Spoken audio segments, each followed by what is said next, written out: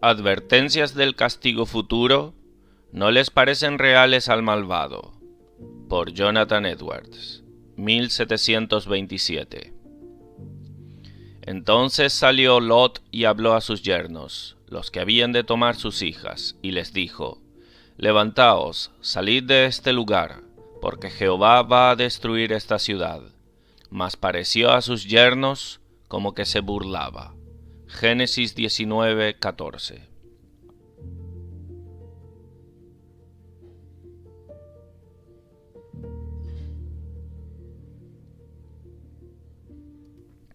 Probablemente no había sido inusual antes de ahora que Lot reprobara y advirtiera al pueblo de Sodoma entre quienes habitaba.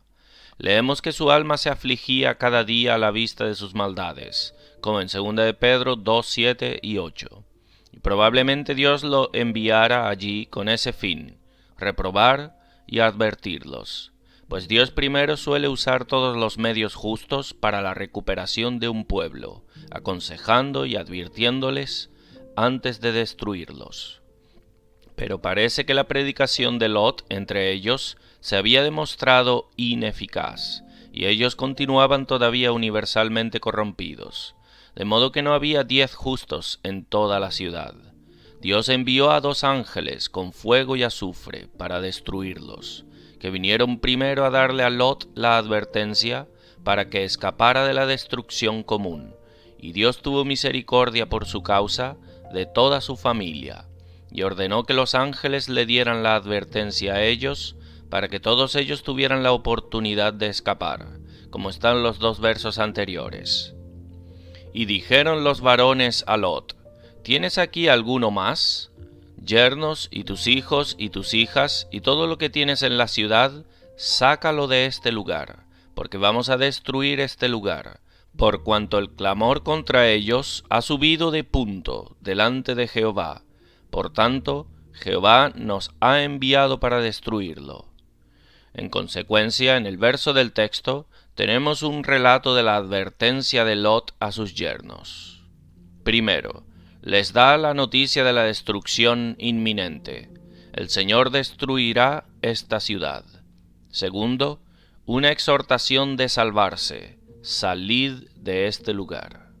Segundo, podemos observar cómo reciben la advertencia, mas pareció a sus yernos como que se burlaba. Es decir, les pareció que solo estaba de broma, que solo vino y les dijo eso para ver que él mismo no se lo creía, pero que quería asustarlos. Solo se empeñó en hacerles creer que la ciudad sería destruida para engañarlos y jugar con ellos. Así la palabra burla significa en Jueces 16:10: Entonces Dalila dijo a Sansón: He aquí te estás burlando de mí, y me has dicho mentiras. Es decir, me has engañado y pretendido decirme dónde está tu gran fuerza. Te has burlado de mí. Aquellos yernos de Lot, no creyendo ni dando atención a lo que les había dicho de huir de la ciudad, sino que permanecieron en ella y fueron destruidos con el resto. Solo él y su mujer y sus 2 hijas salieron de Sodoma, como puedes ver en el verso 16. Doctrina.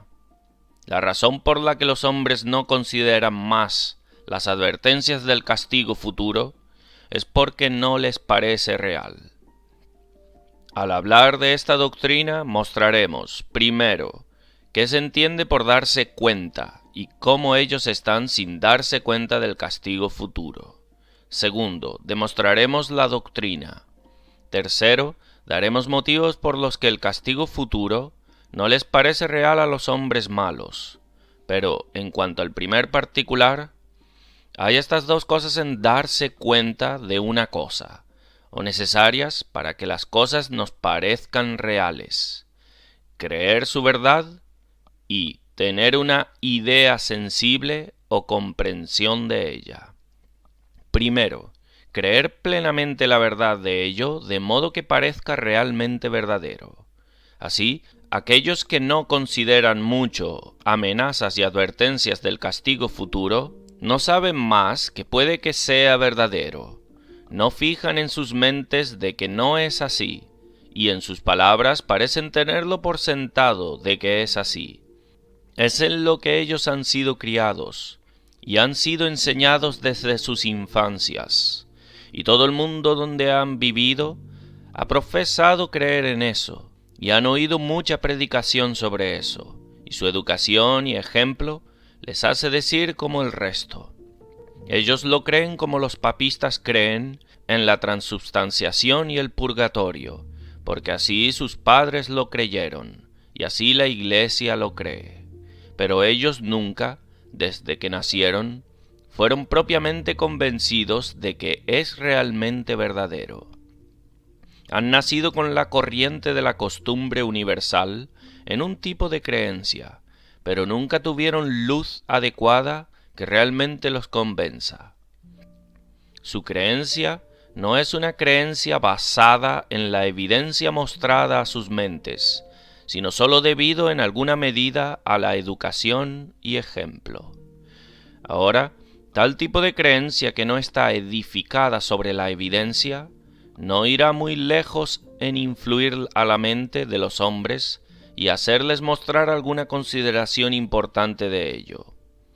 Y a menudo cuestionan expresamente su verdad.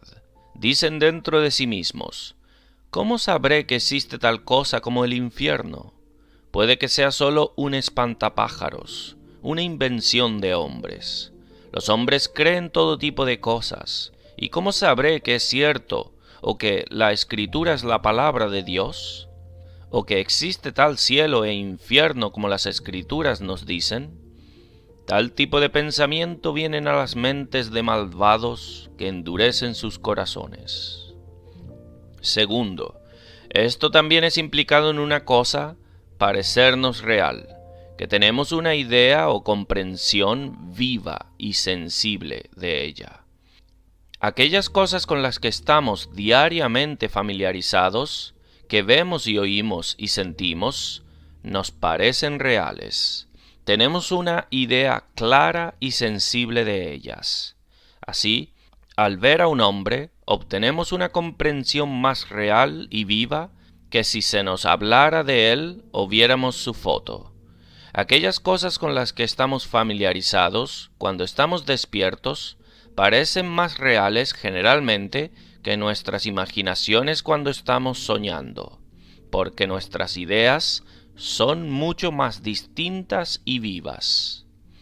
Ahora, la mayor parte de los hombres no tienen una comprensión viva, sensible, de la ira de Dios y del castigo eterno. Nunca les fue puesto ante sus ojos y tuvieron una vista clara. Tienen muy poca noción de lo que es la ira de Dios, y por eso no les aparece muy terrible. No tienen más que una idea tenue, pálida, de la miseria de los condenados, y esa es la razón que cuando se les dice de eso, no los aterroriza. Les parece como una fábula, un sueño, que les da una impresión muy pequeña en sus mentes. Tomaremos nota de eso en 4 detalles. Primero, ellos no tienen una comprensión sensible de la proximidad del castigo futuro. Si continúan en pecado, en muy poco de tiempo sus castigos les sobrevendrá. En cuanto a los adultos que continúan en pecado, la mayoría de ellos sin duda estarán en el infierno dentro de 50 años. Pero ellos no tienen una comprensión clara de cuán pronto 40 o 50 años se pasan, y cuán corto les parecerá cuando pasen. No tienen un sentido vivo de la incerteza de la vida, y de cuán poco fundamento tienen de depender en vivir hasta el fin o la mitad del fin de tal curso de años. Y así el infierno les parece lejos, cuando está al alcance de la mano, a las puertas, y a menudo cuando no hay más que un paso entre ellos y el infierno. Segundo, no tienen una comprensión sensible de la manera de sus castigos. Es un castigo extraño que les es señalado a los hacedores de maldad. Será un tormento infligido de una nueva manera, en una manera que nunca experimentaron nada como eso mientras estaban aquí en este mundo, y es un castigo del que los malvados tienen muy poca noción. Ellos oyen que la ira de Dios será derramada sobre ellos, pero ellos no saben qué es ese derramamiento de la ira de Dios. Ellos oyen que habrá horror de conciencia, pero saben muy poco qué será ese horror de conciencia. Y por eso el derramamiento de la ira de Dios y el horror de conciencia no les parece tan terrible. Oyen que serán atormentados por demonios, pero no saben cómo, y sabiendo poco de la manera del castigo, no son muy inquietados por esos temores. Tercero, ellos no tienen una idea viva, sensible, de la grandeza del castigo. Oyen que será intolerable, sobremanera terrible, que llenará sus almas de miseria, que será como fuego y azufre y cosas semejantes. Pero a pesar de todo nunca sintieron nada de eso, y nunca vieron a nadie bajo este castigo, o que lo hayan soportado, y por eso no tienen noción de lo terrible que es. No, ni una décima parte de la grandeza de esa miseria, y por eso no están aterrorizados y asustados por eso. Cuarto, ellos no tienen una comprensión viva, sensible, de la eternidad de este castigo. Consideran poco y comprenden poco lo que se entiende por esas palabras: eterno, interminable, para siempre. Saben poco de lo que será soportar miseria para siempre, sin cambio y sin fin.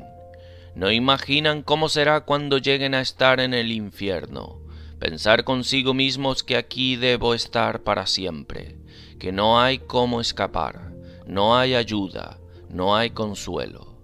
Tienen muy poca idea de cómo tal desespero los hundirá y oprimirá, y se sentirá como una montaña de plomo sobre ellos que los aplastará.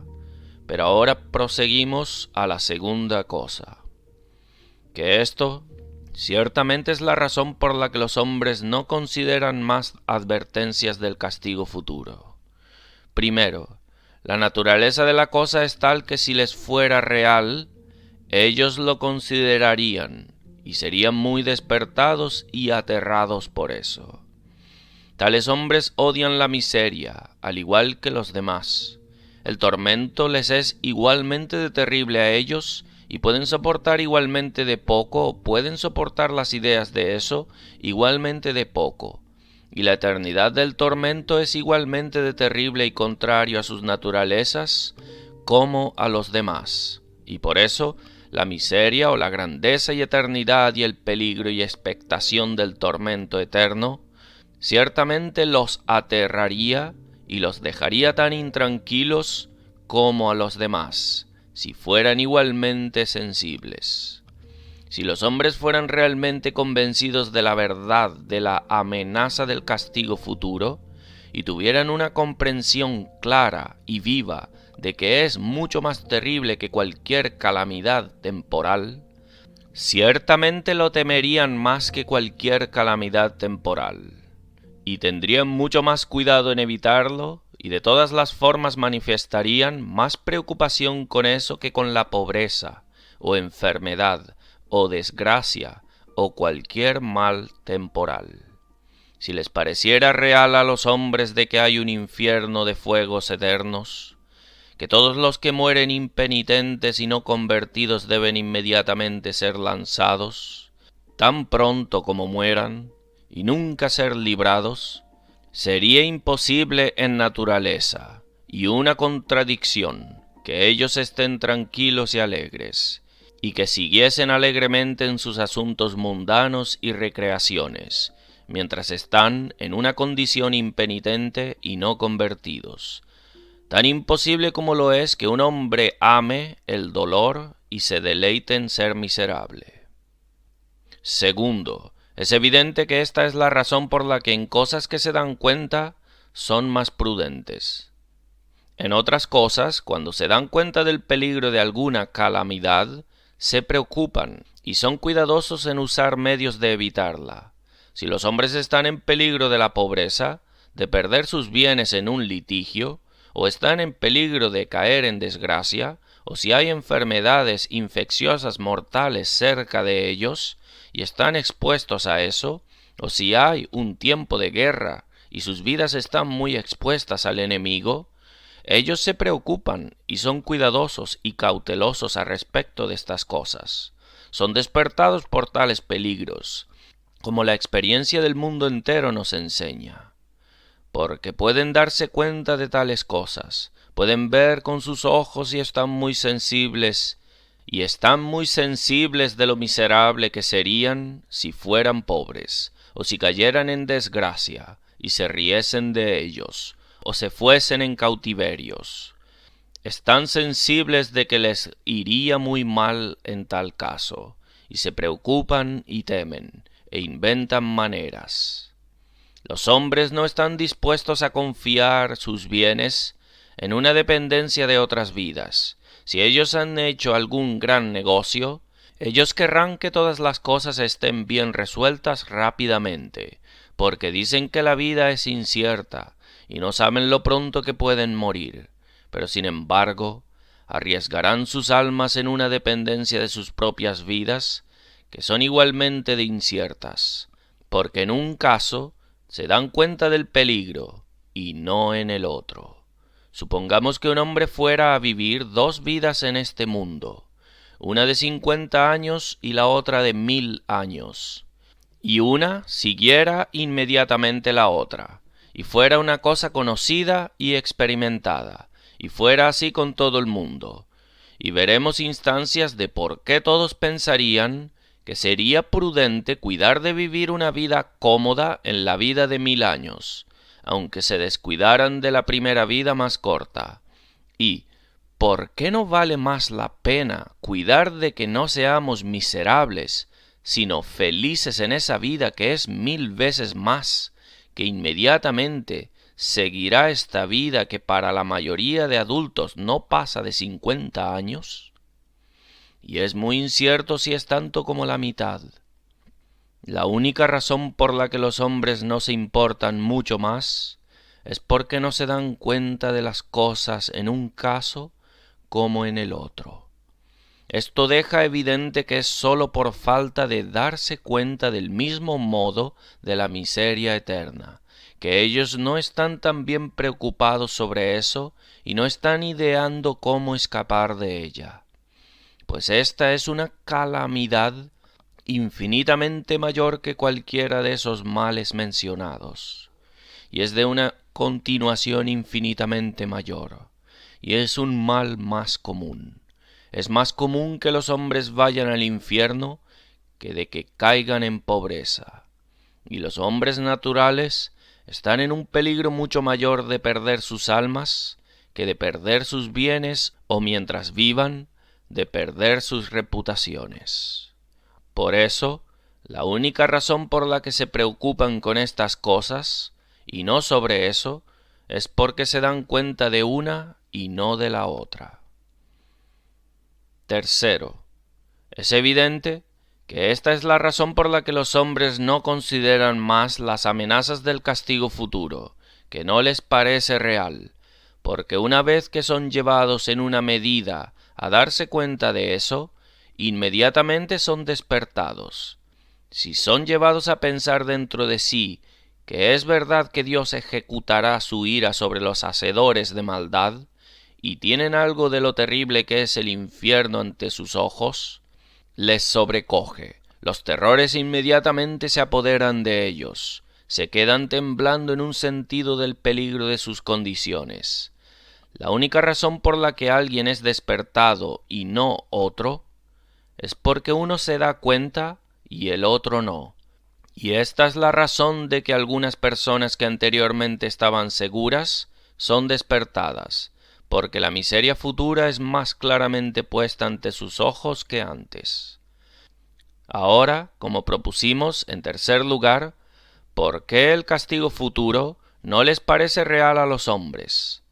Se les dice frecuentemente, se les ha descrito, sí, se les ha declarado por la autoridad de Dios, que Dios declara que Él ciertamente lo hará, y los hombres yacen bajo la predicación de eso todos sus días, y son instruidos en privado por sus padres y amigos, y oyen muchas razones suficientes para convencerlos, pero aun así después de todo, no les parece real, y las razones de eso son estas.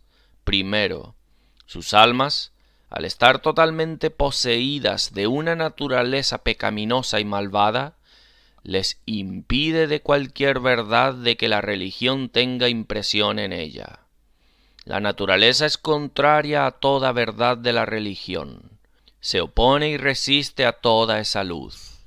El alma, al ser de una naturaleza contraria, está predispuesta en contra, y los prejuicios de la naturaleza son los prejuicios más fuertes. Esta oposición de la naturaleza a la verdad divina hace que el ser de Dios y el otro mundo no les parezcan reales. Este tipo de verdades no coge raíz en este suelo, porque el suelo no es de una naturaleza conforme a ella, y en verdad es de una naturaleza tan contraria que la resiste, rebota de ella como una semilla que cae sobre una roca, y no se hunde en absoluto. El pecado tiene una gran influencia para entumecer y embotar el entendimiento, y hace que cosas claras y ciertas parezcan como sueños y fábulas inciertas. Segundo, otra razón es que han solido preocuparse solo sobre cosas pertenecientes a los sentidos, y han solido depender de sus sentidos solamente. Y por eso, nada más que lo que es perteneciente a los sentidos les parece real. Se han ocupado en sus vidas de cosas que pueden ver y oír y sentir y probar. Sus pensamientos y planes y meditaciones han estado confinados a tales cosas. Han amarrado sus mentes a eso y por tanto nada les parece real más que lo que pueden ver u oír o sentir. No se dan cuenta del infierno porque nunca lo ven, y porque nunca lo sintieron, y porque nunca oyeron los chillidos y llantos de los condenados. El infierno está en otro mundo y es invisible, y por eso no les entra que haya tal lugar. Si lo hay, los dolores de eso no son tan sensitivos como mentales y espirituales. Y por eso no les entra que sean muy grandes. La ira de Dios no les parece muy terrible, porque nunca ven a Dios y porque no pueden ver con sus ojos físicos el tipo de ser que Él es. Tercero, en que muchos otros hombres, aparte de ellos, no parece que le dan mucha importancia a eso. Ellos no están solos. Hay multitudes que no parecen estar más preocupados sobre eso que ellos.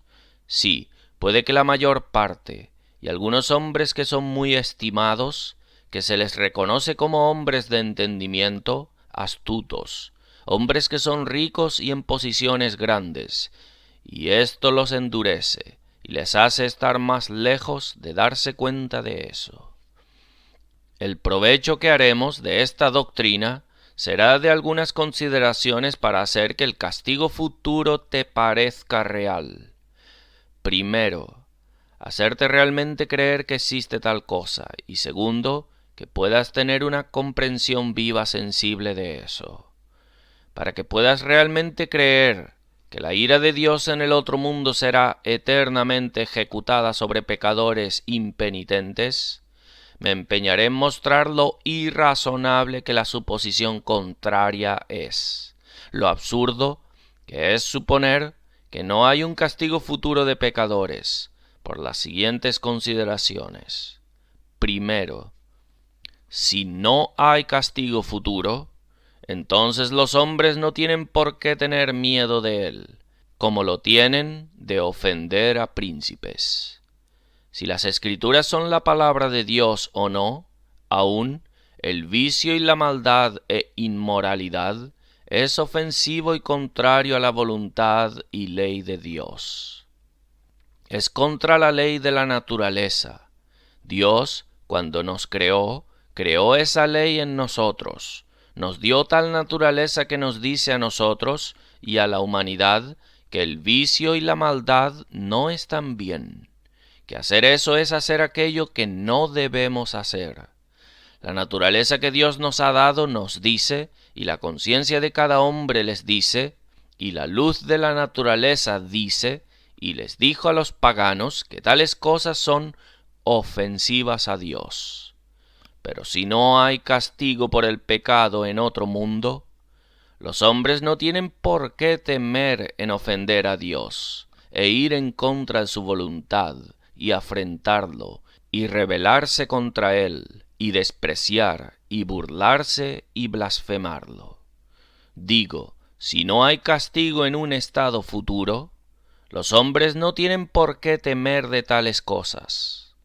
Dios ha proveído muy poca defensa de la honra de su majestad y del sostenimiento de su autoridad.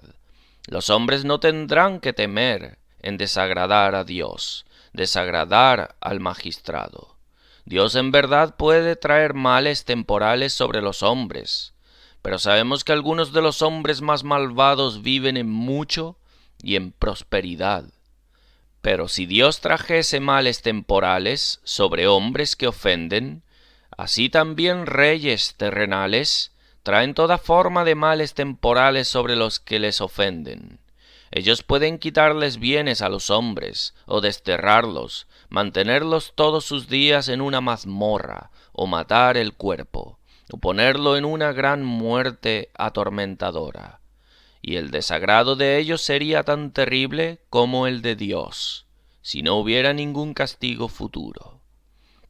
Por lo tanto, esto puede convencerte de lo absurdo de la suposición, y de lo irracional de la descreencia de los hombres del castigo eterno.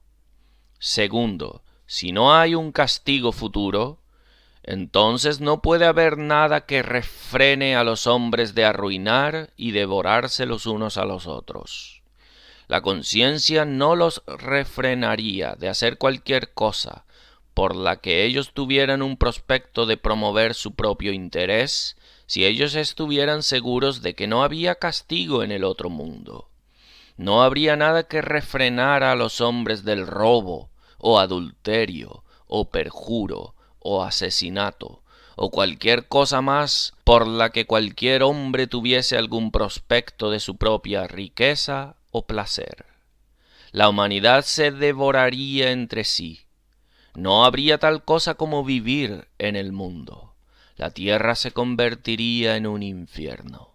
Y si dices que las leyes humanas podrían refrenar, las leyes humanas no alcanzan a los hombres en secreto, cuando sea que tuviesen un prospecto de hacerlo en secreto, sin refreno. Y entonces no habría nada para refrenar a aquellos que son los hacedores de leyes, y la ejecución de ellos en sus manos. No habría nada para refrenar a reyes y magistrados de destruir a la humanidad, de enriquecerse y satisfacer sus pasiones. Ahora es irrazonable suponer que el Dios sabio que hizo el mundo lo tenga sin ninguna forma de medios de prevenir su confusión y destrucción total. No puede imaginarse que aquel que ha puesto a la humanidad aquí en este mundo y gobierna el mundo, no proveyese ningún medio de refrenarlos de continuar a destruir y devorarse los unos a los otros. Por lo tanto, es irrazonable suponer que no hay castigo futuro. Tercero, si no hay castigo futuro, entonces Dios ha ordenado las cosas de tal manera que a menudo sería realmente para el interés de los hombres. Pero es muy absurdo suponer que un Dios sabio y santo hiciera que el real interés de los hombres sea pecar contra él. Pero en muchos casos sería así si no hubiera castigo en la otra vida, pues con frecuencia los hombres tienen oportunidad de enriquecerse y promoverse, y obtener su propia riqueza y placer por sus pecados. Ha habido muchos que han obtenido reinos por la traición y asesinato, pero tú puedes decir que aunque externamente se promuevan, sin embargo, destruyen la paz de sus propias mentes. Pero, ¿cuál es la ocasión que hay para que destruyan la paz de sus propias mentes si no hay castigo futuro? ¿Qué ocasión hay para que se angustien sobre eso? Si dices, aunque tenga más riqueza y placer sensual que el hombre justo, aun así el justo tiene placer interno y espiritual, que es mucho mejor. Pero, ¿qué fundamento hay para el placer espiritual del hombre justo si no hay estado futuro? Si debe morir mañana y convertirse en nada. Primera de Corintios 15:19. Si en esta vida solamente esperamos en Cristo, somos los más dignos de conmiseración de todos los hombres. Por eso, si no hay estado futuro, Dios ha ordenado que en muchos casos sería para el interés real y verdadero de los hombres pecar contra Él, lo cual es lo más absurdo. Cuarto, considera lo irrazonable que es suponer que tales monstruos de iniquidad, como ha habido algunos en el mundo, saldrían para siempre impunes, aunque mueran impenitentes. Hay algunos que pasan sus vidas asesinando y en crueldad, como bandoleros y piratas. Ha habido muchos tiranos crueles y perseguidores sangrientos que se han deleitado en nada más que en asesinar y en crueldad atormentando hombres, que han dado muerte a muchos miles de hombres justos, y sólo porque eran justos y virtuosos. Los han asado hasta la muerte, los han quemado en parrillas, los han freído vivos, azotados hasta la muerte. Han estudiado e inventado y puesto sus ingenios a la obra para inventar las maneras más crueles de atormentar, a veces alargando sus tormentos por 3 o 4 días antes de que mueran, para que soporten más miseria, y lo han hecho por todos tipos sin respeto a sexo o edad. Han atormentado hombres y mujeres, han cogido a pequeños, y los han asado hasta la muerte ante la vista de sus madres. Ahora, cuán irrazonable es suponer que salgan impunes, que mueran y salgan del mundo tan libres como otros hombres, y nunca sean castigados por ninguna cosa que han hecho. Pero será así si no hay castigo en el otro mundo. Alguien pensaría que estas cosas serían suficientes para hacer que te parezca realmente verdadero que hay en verdad un castigo futuro para los pecadores impenitentes, especialmente viendo que Dios nos lo ha dicho tan clara, expresa y abundantemente como lo ha hecho, y nos ha dado su palabra positiva de que ciertamente será así. Pero, en segundo lugar, para que puedas tener una comprensión más viva y sensible de este castigo, me empeñaré en alguna medida en describírtelo. Primero, cuando un hombre malvado muere, el alma es inmediatamente capturada por demonios. Es el alma que el diablo busca durante toda la vida por sus tentaciones, y él, por dirigirse a su servicio, como si fuera, ha entregado su alma al diablo. El alma perversa del hombre está en posesión del diablo. Es su cautivo cuando muera. El diablo está sediento por la sangre de almas, y es sólo porque Dios lo refrena que él no se apodera del alma antes de la muerte. Pero tan pronto como el hombre esté muerto, Dios no lo refrenará más, sino que entonces estos infernales vuelan sobre su presa. Estos leones rugientes se atreven entonces a apoderarse, como si fuera con la boca abierta. Así como hombres buenos, cuando mueren, son tomados en las manos de ángeles buenos, para ser conducidos a la bienaventuranza, como leemos de Lázaro. Así hombres malos cuando mueren, son capturados por ángeles perversos. Leemos que el siervo malo en Mateo 18:34 fue entregado a los atormentadores. Los demonios son esos atormentadores. Segundo, entonces el alma es inmediatamente apresada al infierno, un cierto lugar de miseria, donde hay muchos millones de espíritus miserables atormentados. Ahí sin duda es un cierto lugar donde la mayor parte de los condenados están juntos. Sabemos que el cielo es un cierto lugar donde los cuerpos de Enoc y Elías y del Señor Jesucristo están. Así, sin ninguna duda, el infierno es igualmente un lugar como el cielo lo es. A este lugar el alma del malvado, cuando muere, es llevada con el resto de esa pandilla. Un lugar sobremanera terrible. Hay como si fuera oscuridad de las tinieblas, un lugar ideado para la miseria y castigo, y cuando venga allí, verá las señales terribles del tormento y horror entre esa multitud, que es representado por llanto y gemido, y el crujir de dientes. Allí no habrá nada más que horror, espanto y tormento.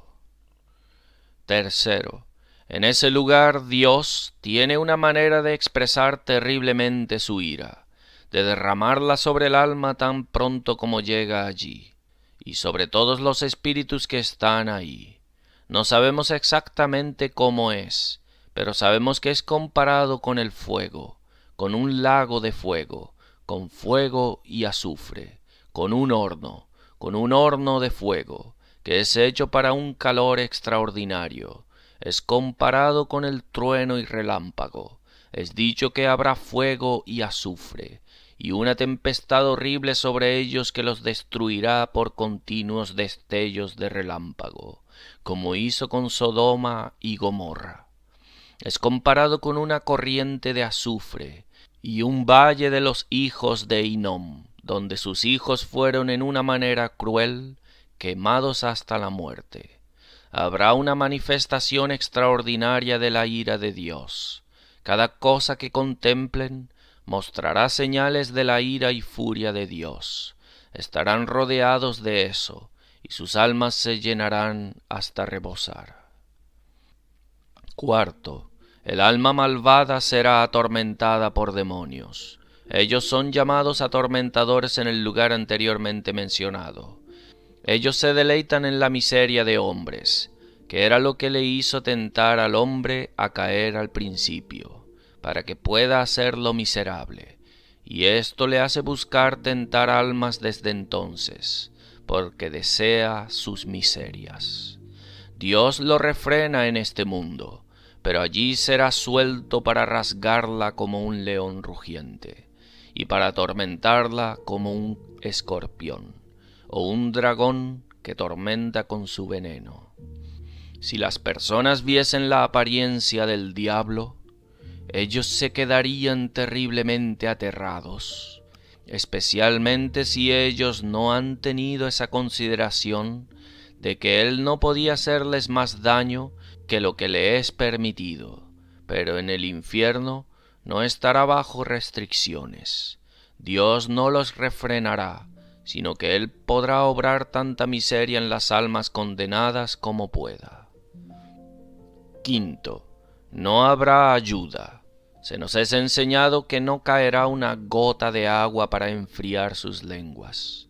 No habrá ninguna manera en el mundo de que tengan alguna ayuda. No serán capaces de ayudarse a sí mismos. No encontrarán ningún amigo que será capaz de ayudarlos. No tendrán a ningún Dios al que vayan y clamen. Aquí los hombres, si están en mucha angustia, pueden tener este consuelo, que pueden ir y abrir sus casos ante Dios y suplicar su ayuda, pero no tendrán ayuda allá. Dios los echará fuera de su presencia, y si le claman a Él, no los oirá, o si claman a los ángeles o santos en el cielo, ellos serán todos sordos. Sexto, no habrá tiempos de descanso. Serán atormentados día y noche. No tendrán minutos de respiro. Ellos darán el mundo entero por unas horas de alivio, pero no se les será concedido. Apocalipsis 14:11. Y no tienen reposo de día ni de noche. Séptimo, sabrán que será así para siempre. En lo más mínimo esperarán que habrá algún fin. Estarán en desespero total de tener alguna ayuda o de algún cambio. Si ellos pudieran pensar que después de algunos miles de años ellos podrían tener ayuda, eso les sería de consuelo, pero no tendrán eso.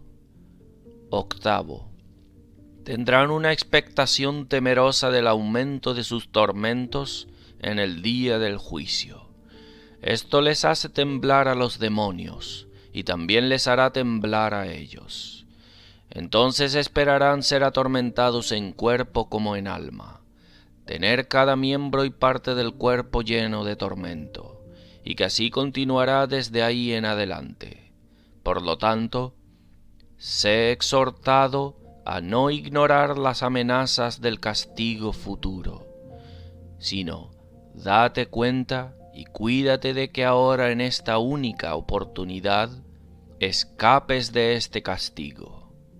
Y no dejes que ninguna ocupación o búsqueda mundana te desvíe de este gran interés. Y considera lo breve e incierta que tu vida es, y cuál es la duración de la vida futura. Tú no querrás estar dispuesto a confiar en tus bienes en una dependencia de la vida de otro hombre. Si has hecho algún gran negocio, tú buscarás tener todas las cosas bien resueltas pronto, porque dirías que la vida es incierta y no sé lo pronto que puedo morir. ¿Cómo entonces puedes arriesgar tu alma en una dependencia de tu propia vida, la cual es totalmente tan incierta?